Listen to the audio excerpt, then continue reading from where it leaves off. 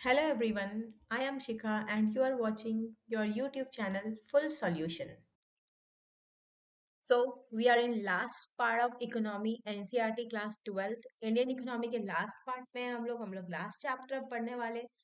हम लोगों ने अभी तक इकोनॉमिक डेवलपमेंट देखा है। हम लोगों ने देखा है कि एग्रीकल्चरल डेवलपमेंट क्या होता है। हमने एग्रीकल्चरल देख लिया, उसके बाद हमने इंडस्ट्रियल देख लिया, उसके बाद हमने सर्विस सेक्टर के बारे में पढ़ा है, हमने हेल्थ सेक्टर के बारे में पढ़ाई करी है, हमने देखा है रोड्स एंड इंफ्रास्ट्रक्चर के बारे में पढ़ाई की है। इन पर हमने लास्ट वीडियोस में ही कंप्लीट किया है। रूरल डेवलपमेंट हमने पढ़ा है, प्रॉब्लम्स देखी लाइक पोवर्टी देखा है, हमने हमने एम्प्लॉयमेंट देखा है कि कैसे एम्प्लॉयमेंट जनरेशन होता है, अनएम्प्लॉयमेंट की प्रॉब्लम्स क्या होती है। पर अब जो टॉपिक हम लोग करने वाले that is most important topic in my opinion. And अगर अभी हम लोग बात करें जैसे सिचुएशन चल रही है, जैसे गवर्नमेंट का फोकस रहा है जिसके ऊपर, जैसे इंटरनेशनल एजेंसीज का फोकस रहा है, इसलिए ये टॉपिक मोस्ट इंपॉर्टेंट हो जाता है, एनवायरमेंट एंड सस्टेनेबल डेवलपमेंट। अगर आप अपने सब्जेक्ट मैटर की भी बात करें और अगर आप किसी कॉम्पिटिटिव एग्जाम्स की भी बात करें या कभी भी आप कहीं पे भी सेमिनार्स अटेंड कर रहे हो, टॉपिक्स पे बात कर रहे हो, तो हम लोग बिजनेस के साथ आजकल ग्रीन वर्ड यूज करना शुरू कर चुके हैं। ग्रीन बिजनेस, ई ई बिजनेस के बारे में बात हो रही, ग्रीन टैक्सेस के बारे में बात करें। इन्वायरमेंट बहुत ज्यादा इन्फ्लुएंस करने लगा है अब किसी भी इकोनॉमी को या किसी भी बिजनेस। हम लोग हमेशा बिजनेस में टैक्सेशन की बात करते थे, तो टैक्स में हम लोग सीएसआर की भी बात करते हैं कि कॉर्पोरेट सोशल रिस्पॉन्सिबिलिटीज भी है कुछ। तो हम सोसाइटी के लिए, इन्वायरमेंट के लिए, कम्युनिटी डेवलपमेंट की बात करना शुरू कर चुके हैं। ये बहुत इंपॉर्टेंट एस्पेक्ट हो चुका है क्योंकि लोगों को पता है कि environment not be there, there will be nothing. So environment is everything now. People are trying कि कैसे टेम्परेचर को कंट्रोल करा जा सकता है, कैसे हम लोग ज्यादा से ज्यादा एफॉरेस्टेशन कर सकते हैं, कैसे हम रिवर्स को प्रोटेक्ट कर सकते हैं। We are trying in this field now. हम लोग कैसे कार्बन कंजम्पशन कम कर सकते हैं हमारा, कैसे हम लोग रीन्यूएबल एनर्जी में शिफ्ट कर सकते हैं। तो ये सारा कुछ हम लोगों को लास्ट चैप्टर में करना है। Start the last chapter, first part, environment sustainable development.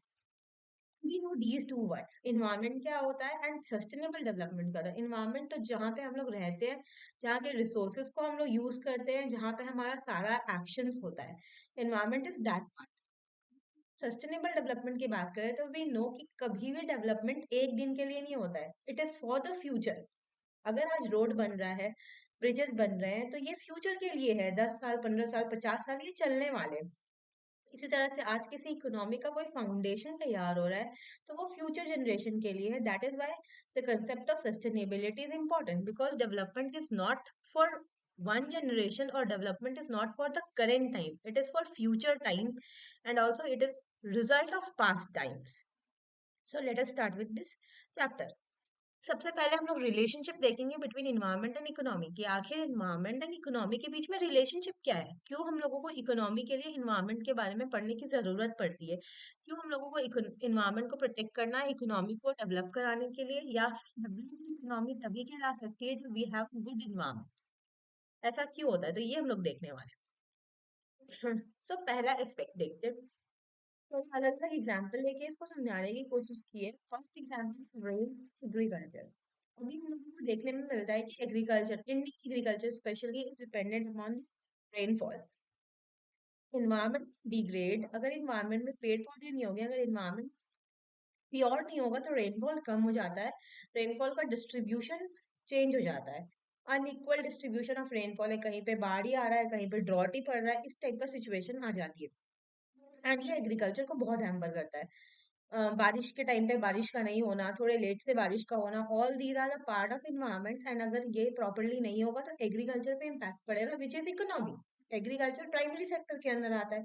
अगर एग्रीकल्चर में प्रॉपरली काम नहीं हो रहा है, प्रोडक्टिविटी नहीं हो रही है, प्रोडक्शन नहीं हो रहा है, तो कंट्री का ग्रोथ नहीं होगा प्राइमरी सेक्टर में, फिर कंट्री किसी और कंट्री पे डिपेंडेंट हो जाएगी for food, food security matter हो जाएगा यहाँ पे।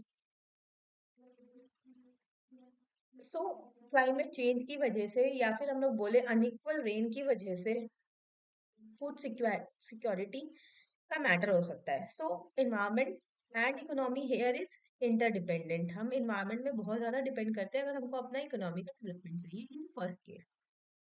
Now move on to next example, that is industry and pollution.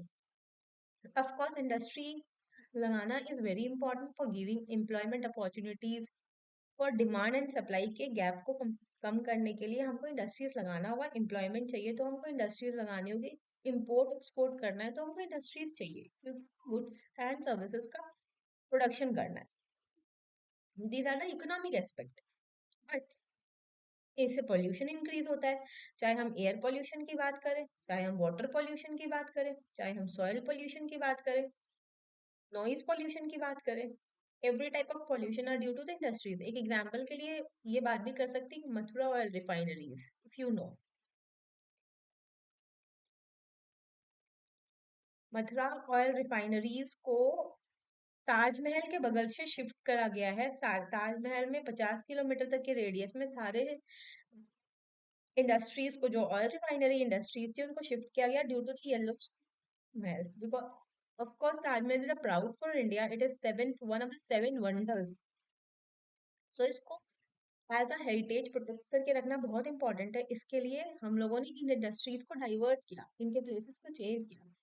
Industry is important but environment is also important, because यहाँ पे पॉल्यूशन होने की वजह से लोगों में रेडिएशंस पाना शुरू हो गया था, कैंसर की बीमारी इंक्रीज हो गई थी। तो environment and economy go hand in hand. Now let us see the next example, covid and recession of the economy. Of course environment की वजह से इन्वायरमेंट में म्यूटेशंस हुए, वायरसेस जनरेट हुए, म्यूटेशंस हुए। हमने ह्यूमन इन्वायरमेंट के बारे में बात हो रही है यहाँ पे। ह्यूमन इन्वायरमेंट में, जो कि एक बहुत कनेक्टिंग इन्वायरमेंट है, जहाँ पे ह्यूमन एक दूसरे से कांटेक्ट करते हैं, उसकी वजह से जब कोविड आया तो उसकी वजह से इकोनॉमी में रिसेशन हुआ। इकोनॉमिक रिसेशन की वजह से इन्फ्लेशन इंक्रीज कर जाएगा। इन्फ्लेशन इंक्रीज करने की वजह से बहुत सारे कंट्री की जीडीपी ग्रोथ नेगेटिव हो गई थी। तो environment economy is related to this field also. And last, in concluding way, if climate will change, then disaster will occur. अगर climate change हो रहा है, आपके सीजन्स करेक्ट टाइम पे नहीं है, विंटर लेट से आ रहा है, समर लेट से आ रहा है, समर जल्दी आ जा रहा है, कभी कभी रेनफॉल प्रॉपर नहीं हो रही है, किसी साल रेन हो ही नहीं रहा है, किसी साल बहुत ज्यादा रेनफॉल हो रही है, उसकी वजह से क्या होता है, डिजास्टर्स आते हैं। लाइक अर्थक्वेक आ गया, flood, tsunami, cyclone. All these are the impact of climate change. कि अगर क्लाइमेट चेंज होगा, ग्लेशियर ग्लेशियर्स पिघल रहे, पॉल्यूशन ज्यादा होगा, पॉल्यूशन ज्यादा होने की वजह से कार्बन बहुत इंक्रीज होगा एटमॉस्फेयर में, कार्बन इंक्रीज होने की वजह से गर्मी बहुत इंक्रीज होगी, टेम्परेचर चेंज होगा तो ग्लेशियर मेल्ट करेंगे। ग्लेशियर जहां मेल्ट करेंगे, sea level will increase. Sea level, समुद्र में पानी का लेवल बढ़ जाएगा। अब जैसे ही समुद्र में पानी का लेवल बढ़ेगा, ये सारे डिजास्टर्स, साइक्लोन, सुनामी सुनामी आना शुरू हो जाएगी। या फिर हमारे coastal area, of course India का ये वाला पार्ट पूरा कोस्टल एरिया वाला पार्ट है, तो ये डूबना शुरू हो जाएगा। साइड साइड के, यहाँ पे बॉम्बे हाई है, इंदिरा पॉइंट है, जो ऑलरेडी सबमर्ज हो चुका है, गुजरात की बॉर्डर है, या फिर हम लोग बात करें कर्नाटका, केरला, उड़ीसा, मद्रास के बॉर्डर है, ये सारे में डिजास्टर्स आना शुरू हो जाएंगे। यहाँ के जो एकदम कोस्टल एरियाज है, वो डूबने शुरू हो जाएंगे। तो डिजास्टर आने की वजह से क्या होगा, हमको और गवर्नमेंट को इंक्रीज करना पड़ता है अपना revenue expenditure. That means government capital asset पे एक्सपैंड नहीं कर सकती है, गवर्नमेंट कैपिटल एसेट्स को एक्सपैंड नहीं कर सकती है, उस पर एक्सपेंस नहीं कर सकती है। डिजास्टर आएगा तो लोगों को रिलीफ कैंप पे लेके जाना है, लोगों को रिहेबिलिटेट करना है, वार्निंग्स देनी है। इन सब चीजों पे गवर्नमेंट का ध्यान चला जाता है। वापस से जो टूटा है उन सबको बनाना है, इंफ्रास्ट्रक्चर तैयार करना है, हर कुछ सप्लाई करना है प्रॉपरली, तो उसमें गवर्नमेंट का एक्सपेंडिचर होने लग जाता है एंड रेवेन्यू एक्सपेंडिचर इंक्रीज हो जाता है। Revenue expenditure is that expenditure जहां कोई रिटर्न बैक नहीं मिलता है। ये वो एक्सपेंडिचर है गवर्नमेंट का जहां रिटर्न बैक नहीं मिलता है।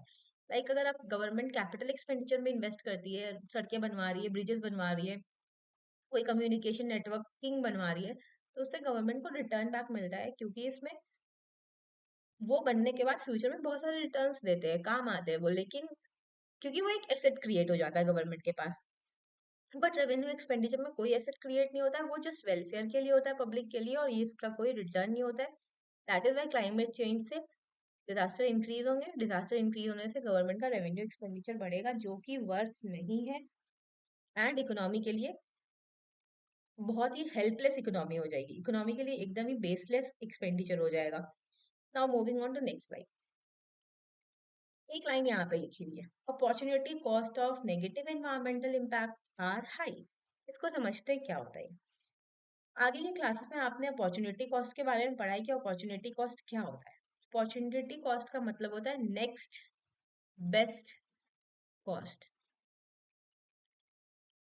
इज द अपॉर्चुनिटी कॉस्ट, कि एक गुड्स को छोड़कर अगर हम लोग दूसरे गुड्स को अडॉप्ट कर रहे हैं तो जो छोड़ा है उसका कॉस्ट जो होगा वो अपॉर्चुनिटी कॉस्ट कहलाता है, कि हमने ये अपॉर्चुनिटी छोड़ी।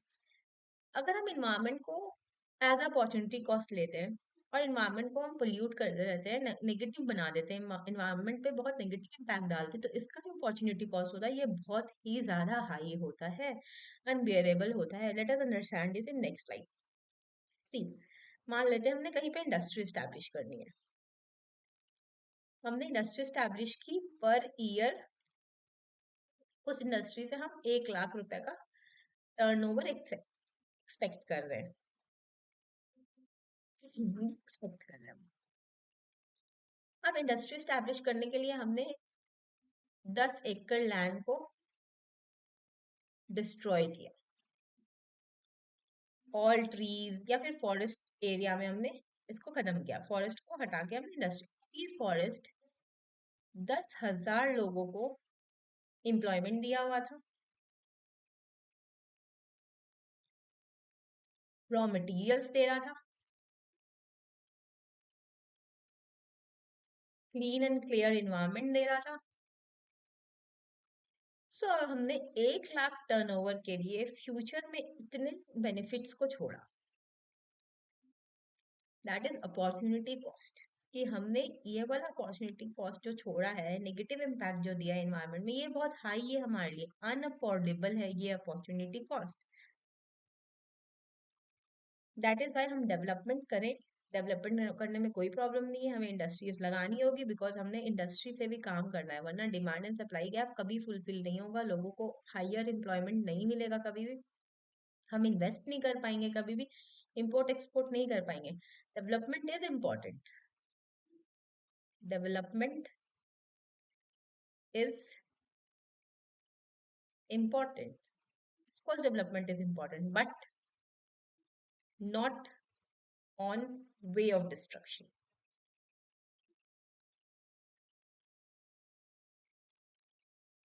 Environmental destruction नहीं होना चाहिए for the development.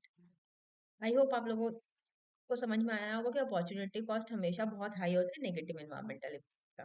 Okay, major events. अब अगर हम लोग इन्वायरमेंट की बात करें तो क्या क्या मेजर इवेंट्स हुए जिसकी वजह से हम इस प्रॉब्लम की तरफ अट्रैक्ट हुए कि इन्वायरमेंट को प्रोटेक्ट करना इज इम्पोर्टेंट। ये हमें कैसे पता चला है, क्या क्या क्या मेजर इवेंट्स हुए। Number one is global warming. Of course Paris agreement की अगर बात करें तो इन्होंने बोला है कि अगर global temperature 1.5 degree Celsius increase कर जाता है तो ग्लेशियर्स मेल्ट होने शुरू हो जाएंगे, and we have almost reached the limit of 1.5 degree Celsius this year.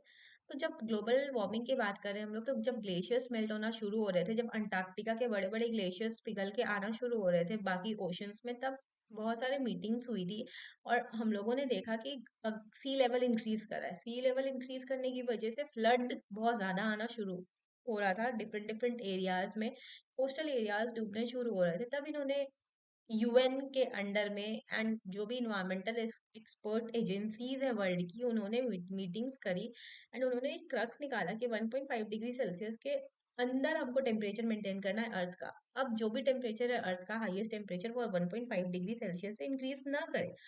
इसका ये मतलब है अगर 35 डिग्री सेल्सियस हाईएस्ट टेम्परेचर जाता है अर्थ का, तो ये 36.5 ना हो, हम 35 डिग्री सेल्सियस पे इसको मेंटेन करें, हम ज्यादा रेट ऑफ इंक्रीज की मेंटेन ना करें।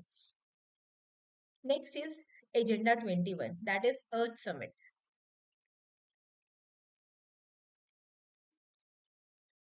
ऑफ 1992, जो रियो डी जेनेरियो ब्राजील में हुआ था।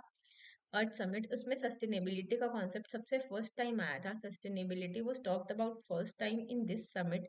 इसमें बोला गया कि जो भी इन्वायरमेंटल डेवलपमेंट है वो फ्यूचर जनरेशन के लिए भी होना चाहिए, वरना इन्वायरमेंट में फ्यूचर जनरेशन को देने के लिए कुछ बचेगा ही नहीं। तो that is agenda 21 when we talk about sustainability and earth summit में सबसे पहले हाईलाइट करा गया था कि it is very important to protect the environment for future generations.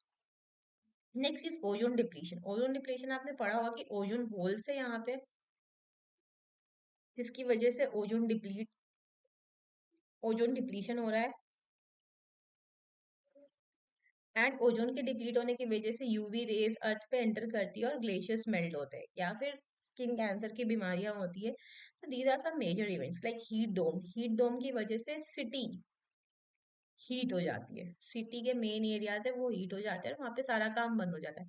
For example बहुत सारी सिटीज है इंडिया में भी, लाइक कोलकाता का एग्जाम्पल ले अगर, तो कोलकाता को एकदम मेजर गर्मी वाले टाइम पे 3-4 घंटे के लिए बंद कर दिया जाता है। लाइक आप 11 से 3 आप काम नहीं कर सकते हो, मार्केट बंद रहेगा, ये वाली सिचुएशन आ जाती है। तो ये सारा कुछ इकोनॉमी को हैम्पर करता है। सिंस क्लाइमेट चेंज, जब बहुत ज्यादा क्लाइमेट चेंज होना शुरू हो गया तो फिर इंटरनेशनल एजेंसीज ने मिलकर सोचा एंड कॉन्फ्रेंसेस की, उन्होंने बहुत सारी मीटिंग्स की कि क्लाइमेट चेंज हो रहा है वर्ल्ड में। जो 50 इयर्स जो क्लाइमेट रहता था वो अब पूरी तरह से चेंज हो रहा है धीरे धीरे। Winter are getting more extremes, summer are getting more extremes. AC फटने के हम लोग एग्जांपल्स देखते हैं। हम लोगों ने देखा है कि every season is getting more extreme. So all these are major events जिसकी वजह से हमने इधर सोचा कि हमारी इकोनॉमी को भी इम्पैक्ट पड़ेगा अगर इन्वायरमेंटल इम्पैक्ट इंक्रीज हो जाएंगे। तो नेगेटिव इम्पैक्ट ऑफ इन्वायरमेंट अगर इंक्रीज होता है तो इकोनॉमी सस्टेन नहीं कर पाएगी। That is why we need to protect the environment, protect the economy, और we need to protect the environment to develop our economy. Now need of environment for economy, क्यों जरूरी है, क्यों प्रोटेक्ट करें environment को हमारी इकोनॉमी के लिए। Number one is raw material. Of course we get all raw material from the environment. जो भी प्रोसेसिंग फूड हम लोग बनाते हैं या फिर जो भी मटेरियल को प्रोसेस करते हैं वो हमको रॉ मटेरियल से मिलता है। फॉर एग्जांपल फूड प्रोडक्ट्स, कोल, कोल से तो हम एनर्जी भी प्रोड्यूस करते हैं। हमारे इंडस्ट्रीज कोल पे डिपेंडेंट है। डिफरेंट मिनरल्स, लाइक अगर हम लोग टेक्नोलॉजी की बात करें तो टेक्नोलॉजी के लिए दो मेटल बहुत जरूरी है, सिलिकॉन, जर्मेनियम। एंड ये सब नेचुरल प्रोडक्ट्स है जो कि इन्वायरमेंट हमें देता है। Next is waste sink. Environment act as a waste sink. जो भी इंडस्ट्रियल वेस्ट होता है, जो भी मेडिकल वेस्ट होता है, उसको इन्वायरमेंट अपने में सिंक करता है, अपने में ले लेता है और उसको प्यूरिफाई करता रहता है। So environment act as a waste sink, वरना इकोनॉमी सारे वेस्ट को कवर अप नहीं कर सकती। जो हम सॉलिड वेस्ट मैनेजमेंट बनाते हैं, जो हम प्लांट्स लगाते हैं, जो हम प्लांट्स लगाते हैं बड़े बड़े वेस्ट को ठीक करने के लिए, रीन्यू करने के लिए वेस्ट को, अगर इन्वायरमेंट वेस्ट सिंक करना बंद कर दे तो हम ये कुछ भी नहीं कर पाएंगे। More than 50% of the waste is sinked by environment only. Next number three is clean water and air. Environment हम लोग को clean water and air provide करता है जिसकी वजह से standard of living, productivity, health, most important human capital. हम लोगों ने आगे की सीरीज में ह्यूमन कैपिटल के बारे में पढ़ा है, आप लोग रेफर कर सकते हैं प्रीवियस लेक्चर्स को अबाउट ह्यूमन कैपिटल। सो ये सारा चीज बहुत इंपॉर्टेंट है किसी भी इकोनॉमी को डेवलप करने के लिए। अगर ह्यूमन कैपिटल नहीं होगा तो ह्यूमन कोई भी काम नहीं कर पाएंगे और इकोनॉमी डेवलप नहीं हो पाएगी। So clean water and air is important for development of human and human का development is important for human capital formation. Human capital formation will leads to economic growth. Next is quality of life of citizens. Citizen के life को एक qualitative life देने के लिए, क्योंकि हमारे यहाँ पे तो राइट भी है ना, right to live, right to liberty. So these all are fundamental rights of human being. The quality of life of citizens should be enhanced, because of which we need to protect our environment so that environment give peace and sustainability to the people, which will give the economic stability. Next is loss to infrastructure. अगर environment नहीं होगा तो economic infrastructure का loss हो जाएगा। Like flood आते हैं, tsunami आती है, पूरी की पूरी सिटी खराब हो जाती है, पूरे कनेक्शंस खत्म हो जाते हैं, नेटवर्किंग खत्म हो जाती है, टावर्स गिर जाते हैं। So environment protection is important. Next is human health and productivity is also important. हमको इकोनॉमी में human health is very important and productivity is also important. अगर इन्वायरमेंट अच्छा रहेगा तो human health will recreate itself. Human को health hazards होने कम हो जाएंगे and जिसकी वजह से प्रोडक्टिविटी हाई रहेगी। Tourism and recreation, tourism is a major aspect of economy, especially Indian economy. Tourism, बहुत सारे स्टेट्स इंडिया में ऐसे जो सिर्फ टूरिज्म की बदौलत ही जिंदा है, like Goa. So the type of states which have only tourism sector developed, like northeastern states, Jammu and Kashmir, all these have tourism as the main economic factor, जिसकी वजह से ये states डेवलप कर रहे हैं अभी, क्योंकि यहाँ टूरिस्ट बहुत आते हैं। हिमाचल प्रदेश, अगर इन्वायरमेंट नहीं रहेगा तो टूरिस्ट यहाँ आना बंद हो जाएंगे, रिक्रिएशनल एक्टिविटीज बंद हो जाएगी। अगर यहाँ का इन्वायरमेंट चेंज हुआ, शिफ्ट हुआ, तो फिर इन्वायरमेंट की वजह से ही इकोनॉमी है यहाँ पे। तो next is climate regulation. We need to regulate the climate, we need to regulate the rainfall pattern and we need to regulate the water supply. We need to regulate की soil की fertility बनी रहे, so that economy का development होता रहे। And last is investment. जहाँ पे climate सही होता है, इन्वायरमेंट प्रॉपरली काम कर रहा होता है, इकोसिस्टम सही से मैनेज हुआ रहता है, वहां पे लोग इन्वेस्ट बहुत ज्यादा करते हैं। अगर हम बात करें टेक क्लाइमेट ऑफ चाइना की, तो take climate of China is so develop कि वहाँ पे इन्वेस्टमेंट बहुत ज्यादा है। उसी तरह से हम इंडिया की बात करें, टूरिज्म सेक्टर की बात करें इंडिया में, तो tourism sector of India is so managed कि यहाँ पे इन्वेस्टमेंट बहुत ज्यादा है इस सेक्टर में। Therefore, we need to have clear environment of every aspect so that कि investment हर एक aspect में, हर एक sector में बहुत अच्छी हो इकोनॉमी में। So these are the things about environment, कि why environment is important for the development of economy, और कैसे हम लोग development को साथ साथ में लेके चल सकते हैं with the environmental factors. We will continue in the next video about sustainability. Thank you very much.